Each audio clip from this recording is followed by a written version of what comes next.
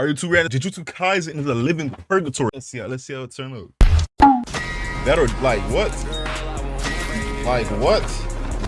You gotta live in constant fear of that happening to you on a random day. Jujutsu Kaisen is one of my favorite animes and mangas to exist, but bro, to actually live, breathe, or do anything in this universe as one of its characters is genuinely a worse punishment than being a Rod Wave fan in the big 2026. Gotta be one.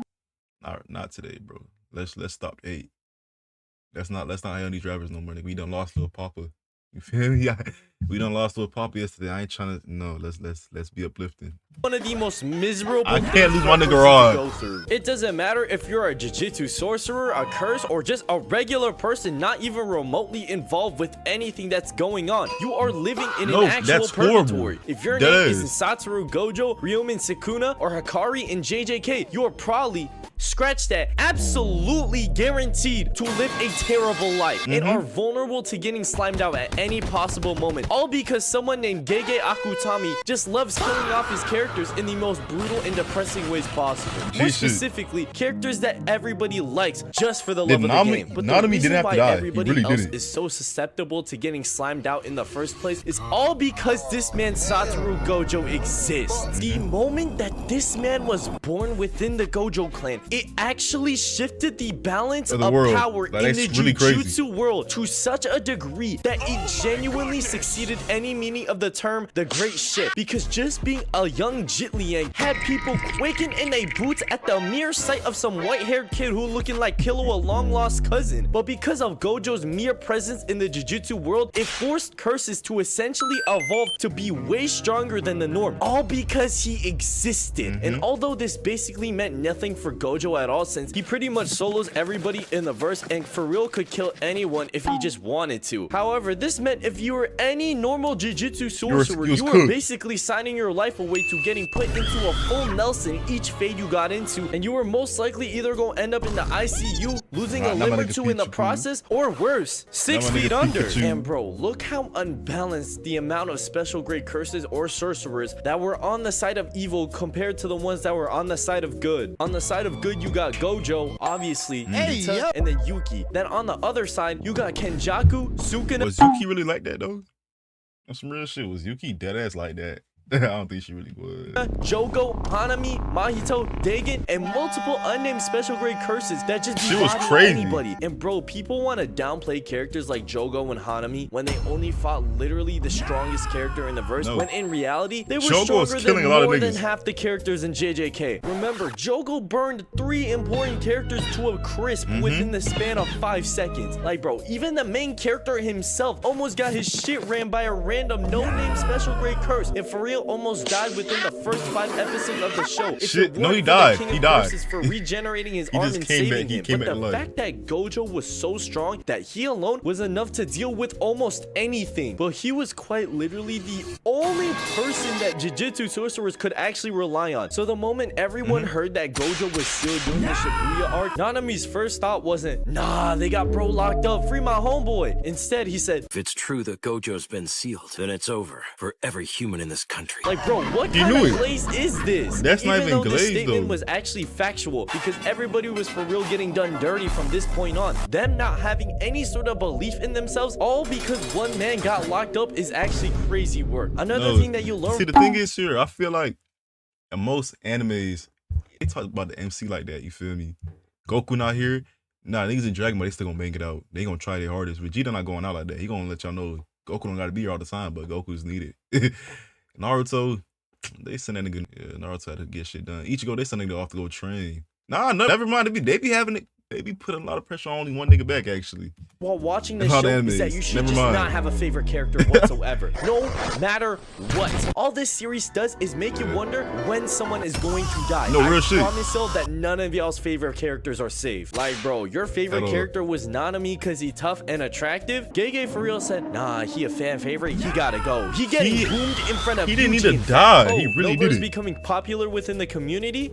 Let me make sure. She didn't have like, she didn't even have one proper fight herself. Honestly, you don't even gotta be a fan favorite to get killed off. You could be an NPC, be minding your own business in the city of Shibuya, but then suddenly you get caught within the nearby radius of a Sukuna and Maharaga 1v1 and it's GG's. You are not living to see another day. Sukuna for real slimed out almost the entire city, and the only reason he didn't was because he wanted to save the bum Maharaga merchant. Nah, we can't be serious. Every character in this verse actually suffers on levels that are incomprehensible to the regular person. It genuinely depends on whether or not Gege hits on their parlay that determines whether a character gon' live to see another day or get suplexed out of the story. And this isn't even mentioning some of the things that Yuji and Megami had to go through during the story. Despite basically surviving the entire series and taking some W's, Yuji is basically getting his ass beat while seeing his closest friends get popped in front of him. Meanwhile, Megami is just being himself and for real trying to keep himself safe every fight for any inconvenience. Like, his life literally is trash. Like, bro, everybody in this series just be getting absolutely bodied to some degree. And this is all without mentioning the Zenin clan massacre, which I'm gonna get into right after a word from our sponsor. This video is sponsored out. We're here for the tragedy. Damn, I talked about Maki and her fight with Naoya in a previous video, but she ain't really kill him. Her mom did. But as for the rest of her plan, she for real hold everybody else in her family without a second thought. Like, bro, let's take a look at what led up to this massacre. All she wanted to do was get some cursed tools, and because this bum somehow became the head of the Zenin clan, she technically had the right to do whatever she wanted. All to find her father had beaten up her twin sister to a pulp, and eventually even cooking her ass too. This man for real beat up his own daughters and threw them down the stairs to a den filled with cursed spirits. Actual despicable behavior. But the moment that Mai died in Maki's arms, if you were approached by her and you told her your last name was Zenin, she was for real doing her best invincible impression, being like, I can see the future. You don't live to see tomorrow, and would just slime them out with no hesitation. And she started everything off by giving her own father PTSD because he was for real feeling the aura exerting from her that of Toji Fushiguro himself. So he got ready to slime his own daughter out, but Maki was too nice with it that she for real ended this interaction by simply flash stepping behind him and giving him a fresh fade as she left and told her sister some let's get started. And eventually everyone gets word that Maki put her dad 6 feet under, thinking that she only killed him because she snuck him. But nah, they ended up sending an entire squad of average Joes and normal Normans to think about it. The nigga's so tough, he got snuck up on. Let's be dead ass. It takes, like, let's talk about it. It's not a feat in itself to get snuck up on like that.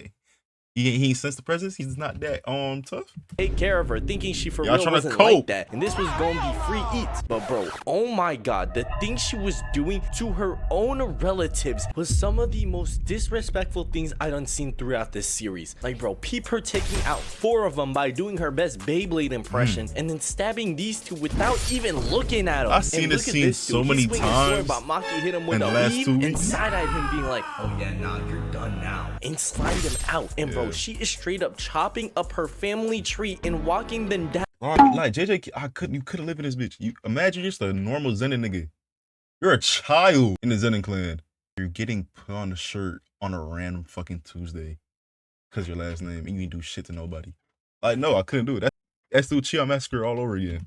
By using one arm, and she threw this sword around the room like a boomerang. And bro, by this point she has probably unlocked 5 different kill streaks. Like, bro, I know y'all looking at this shit, but y'all not seeing it for real. Maki was for real hitting them with the Gojo light skin weave, did a backflip, and proceeded to snatch this man's ankles in the process. And probably the craziest move she pulled while she was cooking her relatives like this was a hibachi meal, she was for real skating on their blood and stopped right in front of this man, looked him dead in the eye, and hit him with a 1-inch punch and absolutely boomed him. And this gotta be the realest one out of the bunch that tried jumping her. He for real let her skate right up to him, line up a punch and everything. He just let it happen because he just watched her slime his homeboys out without breaking a sweat, and he knew he was not built for this. And after taking care of the NPCs, she completely swept this group of frauds called the Hay. She broke this dude's sword, snatched his throat right out of his body, and then did the exact same thing chained to this other dude. Then this dude named Ranta started using his technique to keep her in place to set his boy up for an attack. But instead of actually doing anything with this absolutely perfect lob in his hands, this idiot actually starts aura farming. Like, bro, what are you doing?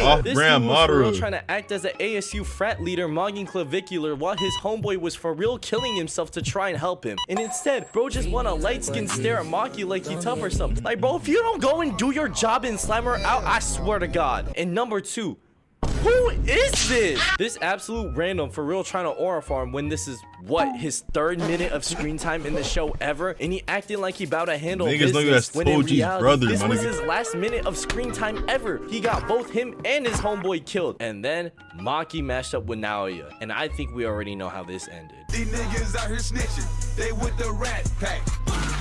In conclusion, no matter who you are in the JJK verse, you just gotta accept at some point you're going to face generational levels of trauma. Why are we allowed to be here? The amount of deaths, niggas dying just to die for no reason.